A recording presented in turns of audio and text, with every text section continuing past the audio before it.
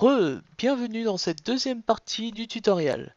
On va commencer avec le sapin. Alors le sapin, là on est en plein jour donc ça ne se verra pas. Il éclaire un petit peu. C'est beaucoup moins fort qu'une torche, donc ne vous en servez pas d'éclairage, hein. C'est juste à titre décoratif. Ensuite, sachez que vous pouvez décorer votre sapin. Vous pouvez mettre des blocs dessus. Alors là j'ai pris un tapis de laine, parce qu'un bloc entier, moi je trouve que ça fait vraiment très moche, mais ça marche aussi, hein. Vous avez juste à faire un clic et vous voyez, hop, là, ça se met sur le sapin. Ça donne un peu de couleur. Ensuite, le cadeau. Pour le cadeau, pour s'en servir, un clic droit, vous ouvrirez l'interface. Vous pouvez mettre un stack par emplacement, pardon. Voilà, vous mettez ce que vous voulez dedans. Vous mettez WAP. Voilà. Là, le cadeau est fermé. Et vous pouvez le déposer au pied du sapin ou ailleurs, hein. Ça se pose n'importe où. La personne qui va l'ouvrir devra faire un clic gauche et hop, ça s'ouvre, vous avez un petit bruit. Merry Christmas from le joueur qui l'a ouvert et il pourra récolter ce qu'il y a dedans. Ensuite, la table basse. Alors vous voyez que la table basse, les pieds s'étirent, donc ça vous fait pas des pieds un peu n'importe où, hein. Ça va les mettre aux extrémités à chaque fois. C'est-à-dire que par exemple là, si j'en rajoute une là, bah voilà, vous avez les pieds qui se mettent là. Il n'y en aura pas au milieu. C'est un peu plus joli. Le canapé. Donc les canapés, vous voyez, ils sont extensibles comme on veut, hein. Vous pouvez mettre n'importe quelle couleur. Et vous voyez que là, vous avez un petit rebord. Alors, vous pouvez changer le rebord. Euh, alors, quelques petites secondes. Voilà. Artoon. Voilà, ben, c'est pas grave. Voilà. Donc, vous voyez que là, le rebord est haut, alors qu'ici, il est bas. Alors, si vous vous placez ici, tout droit, ça va vous faire un rebord bas. Alors que si vous vous placez dans l'angle, ça va vous faire un rebord haut. Donc ça, c'est vous qui voyez selon la décoration que vous voulez faire.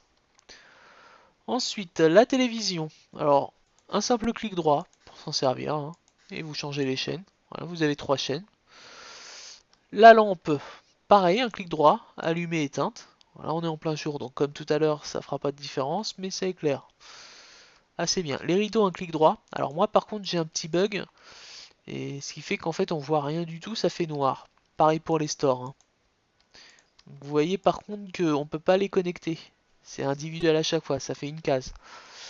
Et si vous n'avez pas ce bug, en fait, vous verrez ceci. Voilà, différence entre ouvert et fermé. Ensuite, la chaise. Alors la chaise, sachez qu'on peut s'asseoir dessus normalement. Donc moi j'ai un petit problème, vous voyez le message que j'ai, hein. Unifortuna Delay sitting is temporality disable, please stand by. J'ai pas encore trouvé où on le réactivait. Donc si quelqu'un sait comment faire, je suis preneur. Le canapé également, hein, vous pouvez aussi normalement vous asseoir. Ensuite, la table haute, tout comme la table basse, hein, vous pouvez l'étendre comme vous voulez. Ensuite, vous avez la radio. Voilà, pour avoir une petite mélodie quand vous êtes chez vous. L'ordinateur. Alors voilà, l'ordinateur, vous pouvez acheter des objets. Donc tous les objets que vous avez dedans, ce sont les objets de MRCry, hein. Il n'y a pas d'autres objets disponibles dedans. Mais vous pouvez absolument tout acheter. C'est l'avantage. Vous avez juste à mettre buy quand vous avez choisi et voilà, ça vous l'envoie. Ensuite, l'imprimante.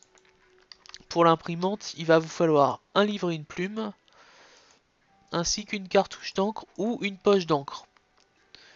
Vous mettez votre cartouche ici.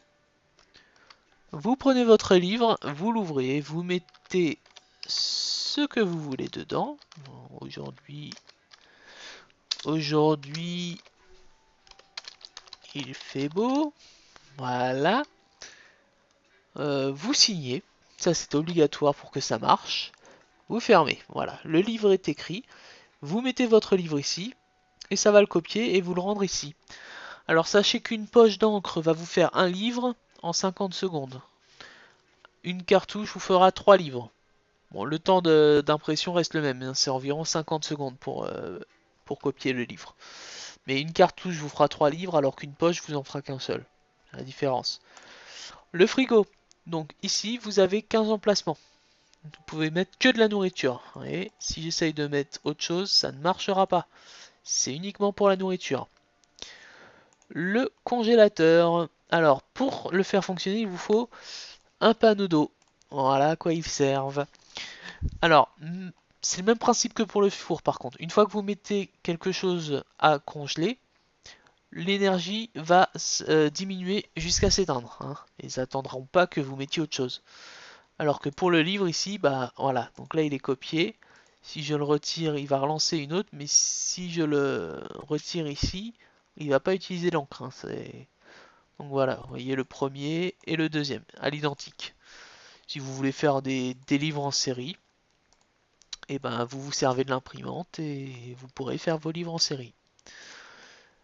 Retournons au congèle. Alors le congèle, vous pouvez y mettre des boules de slime. Ça va vous donner une boule de neige. Donc un panneau d'eau va vous donner 12 objets. 12 objets. Donc 12 boules de neige. Là, si on met de la chair putréfiée, ça va nous donner du flèche, donc 12 flèches. La pomme de terre empoisonnée va donner une pomme de terre classique, donc 12 pareil. Un seau d'eau va nous donner 9 blocs de glace et un seau de lave 9 blocs d'obsidienne.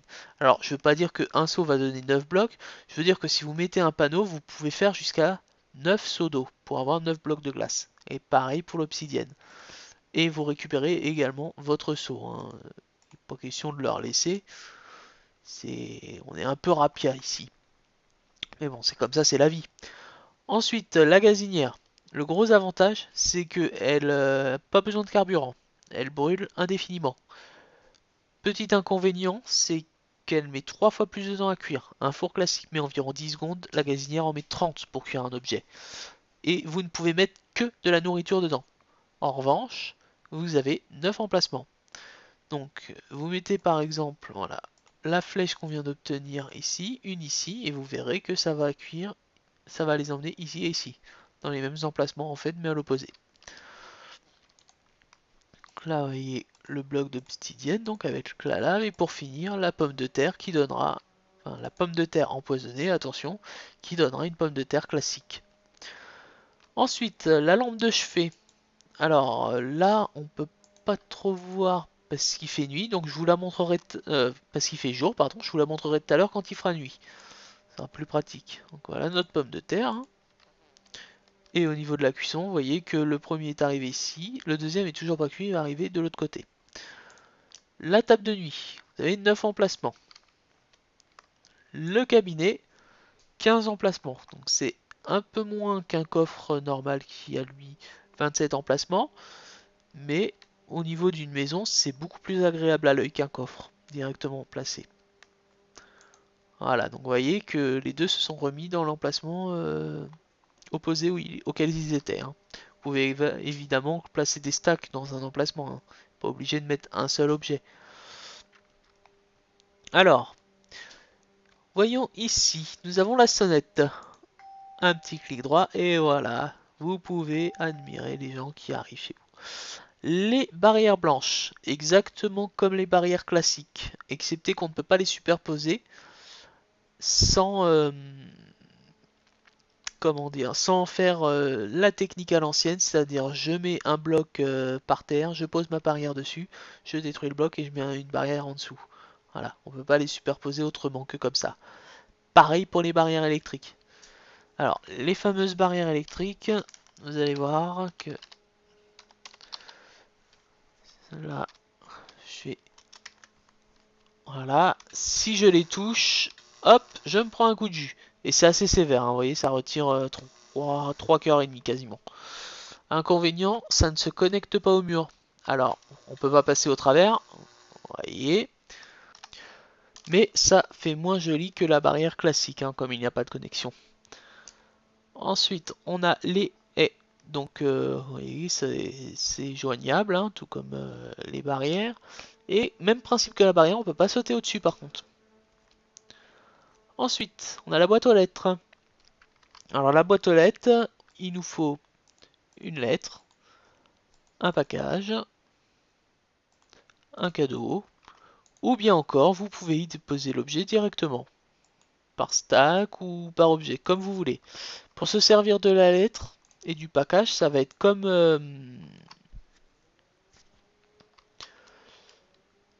pour le cadeau, pardon. Donc, je me suis déjà servi de la lettre, donc je vais vous montrer avec le package.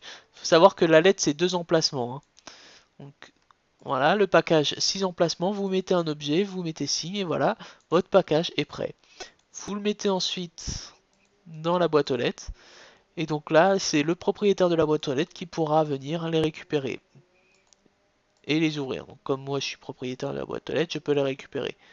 Alors, en revanche, j'ai pas l'air de pouvoir les ouvrir. C'est sûrement parce que c'est moi qui l'ai fermé, donc je peux pas m'offrir à moi-même une lettre, hein. Ensuite, propriété de la boîte aux lettres, c'est qu'on peut pas la détruire. Vous voyez, elle va revenir tout le temps. C'est pareil si je me mets en game mode. Pour pouvoir la détruire, il faut être propriétaire et faire un shift-clic droit. Voilà, la boîte aux lettres est débloquée, donc maintenant, je peux la détruire. Voilà. Pour le robinet, alors pour qu'il fonctionne, il va vous falloir un trou autour de 9, enfin de 3 sur 3, pardon, et rempli d'eau. Voilà. Une fois que vous avez rempli votre trou d'eau, vous refermez ou vous laissez ouvert comme vous voulez et vous faites un clic droit et ça va vous donner une source. Source, il faut savoir qu'il est infini, mais qui ne peut pas se refermer. Donc si je clique là, vous voyez, ça ne se refermera pas, hein. Pour la refermer, vous devez soit mettre de la terre comme pour une source classique, hein, mais vous avez aussi la possibilité de faire bouger la source. C'est-à-dire que, comme tout le monde sait, vous mettez voilà, un bloc, ça a réinitialisé la source d'eau qui a donc pu se déplacer. Donc, je ferai un autre tutoriel plus tard pour montrer un petit peu quelles utilisations on peut en faire, parce que j'ai déjà 2 ou 3 idées, hein. Donc je ferai un tutoriel sûrement avec une maison qui comprend un petit peu tous les blocs décoratifs qu'on a dans Attack the B-Team, histoire de vous montrer un petit peu quelques particularités qu'on peut utiliser. Ensuite, je reviens un petit peu sur les barrières, c'est-à-dire que la blanche, donc comme je vous l'ai dit, on peut pas sauter par-dessus. En revanche, l'électrique, on peut sauter par-dessus. Et c'est encore un fail. Je reviens tout de suite. Et voilà. Bon. Alors, ensuite, le dernier objet, c'est l'alarme incendie. Alors, il faut savoir que l'alarme incendie va servir beaucoup plus à décorer qu'à autre chose, hein. Je vais vous expliquer tout de suite pourquoi. Alors, vous faites un feu, très bien, l'alarme se déclenche. Il faut savoir que ça enclenche un système, ça engendre un système de redstone également, hein. C'est-à-dire que si vous avez une lampe au-dessus ou que votre redstone va quelque part, bah, ça pourra enclencher des... ce que vous voulez en fait dès qu'il y aura un incendie. En revanche, il faut que l'incendie soit placé 3 cases en dessous, 5 au-dessus ou bien à 4 de côté.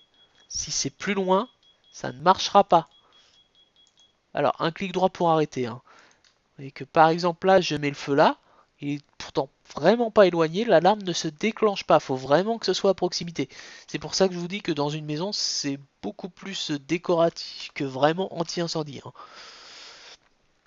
Alors, on va profiter qu'il fasse nuit pour que je vous montre les 2 dernières lampes, donc.